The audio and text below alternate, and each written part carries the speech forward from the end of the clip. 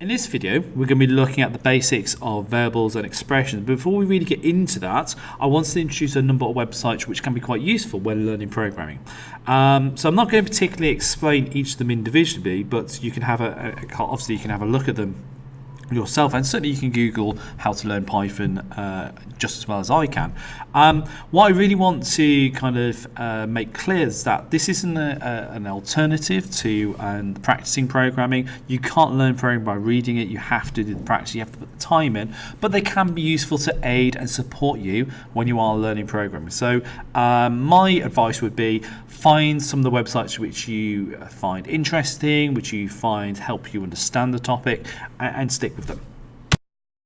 So this is the first code pattern we're going to be looking at, a simple print, okay? So code patterns are examples of how you can use code. So here I've got an example of the print statement. So this is an example of the print statements. So when I want to display just text, nothing more than just text on the screen, I can use the print statements.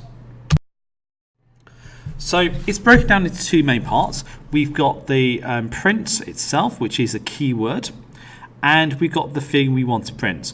Now, this here inside the brackets is what I'm printing.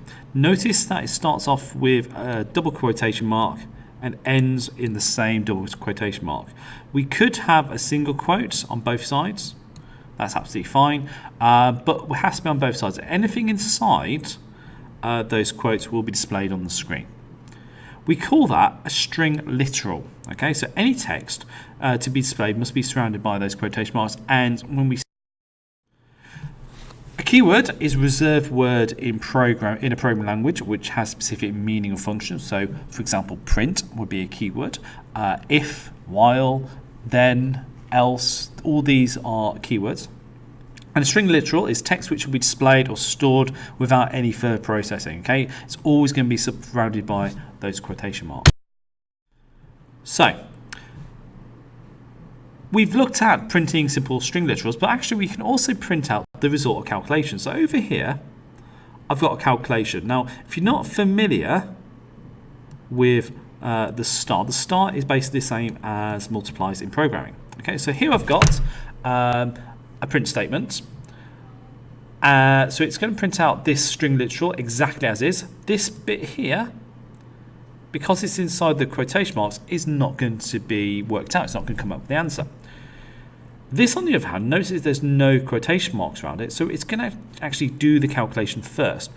We call this an expression. Now, expressions are bits of programming where it will actually work out the answer first and then display the answer. In this case, it will display the answer. Okay, so it's going to work out what 6 times 54 is, and then it's going to display the text. That answer to the sum, 6 times 54, is followed by the actual answer itself. So before the line prints out, it will actually do the calculation 6 times 54, and we call this an expression. Okay, so when the result is calculated, we say we've evaluated it. So to put this bit formally, in order to run this code, it first needs to evaluate this expression, and then it can display the results.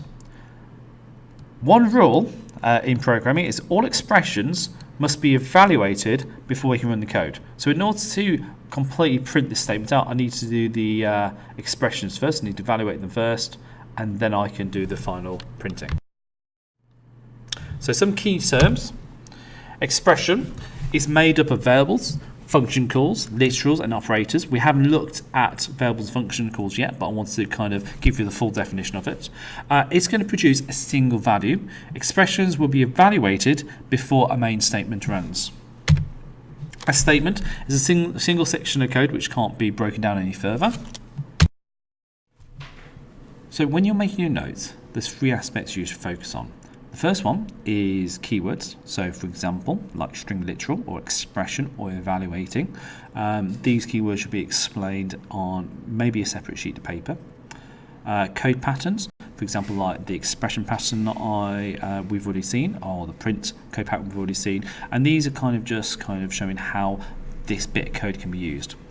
And then what also is very useful is any example programs you've written. So you don't necessarily have to include all your programs in your notes, but you may want to pick maybe one or two good examples which are then annotated to help you learn it. So when you're coming back to revise over your programming, or you're coming back thinking, I can't remember how to do if statements or whatever happens to be, you can have a look at examples where you have written how they work. So hopefully that'll make it a bit more understandable by yourself.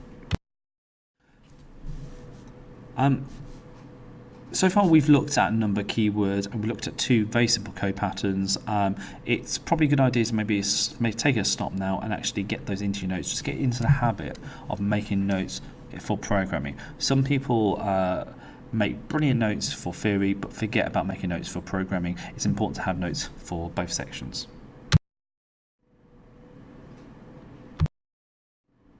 So the next big thing we're looking at is something called a variable. Now, variables are really important in programming, and essentially they're a name block of memory which can store data or values. That data can change over time, so I can change the value of a variable, and I can also use it later on in my program.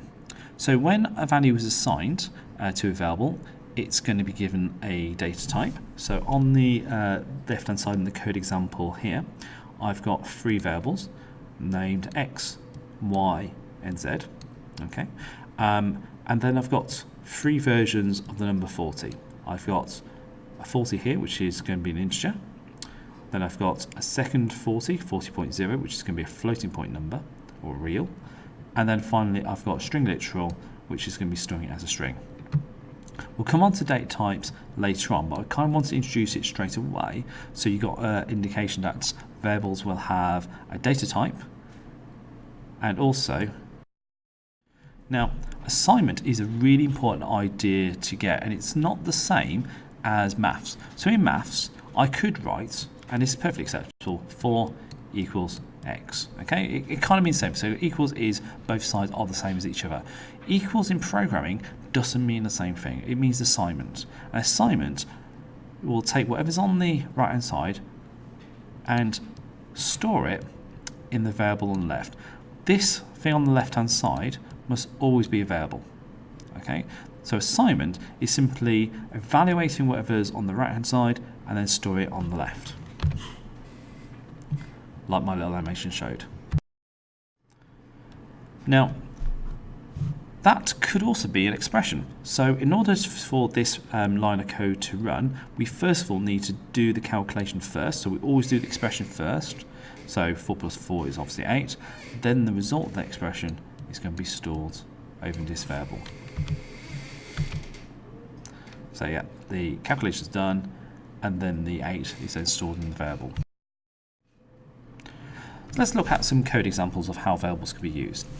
So here I've created two variables, pi and radius, and I've put two numbers in them, 3.14, so a floating point number, and then 6 for radius. So these are assigning number 3.14 into the variable pi and the number 6 into the variable radius. Then I'm doing a calculation.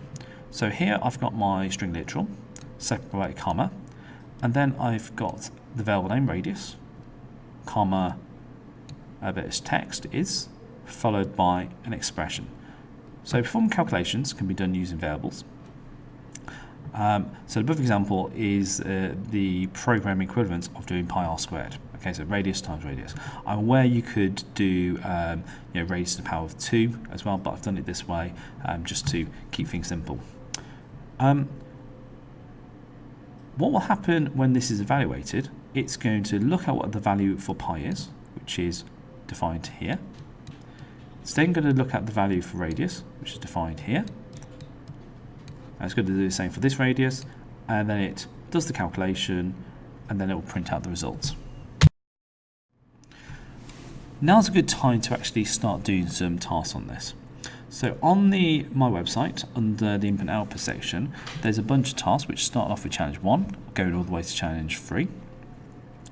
And I advise maybe start with the challenge 1s and just have a go at some of them. Some of the tasks will require you to use input, which I haven't looked at yet. That's going to be in the next session or next video, sort of say. So maybe leave those ones out for now. But this is about practicing the basic ideas of variables, printing, things like that. I know for some people this might be really, really simple, and it probably is. Well, it is, I'll be honest. However, practice it, make sure you fully understand it before you move on to the next thing. Try maybe mess around with some of the silver gold tiles, see if you can actually do them. If you can do them, then yeah, you probably have learnt it very well.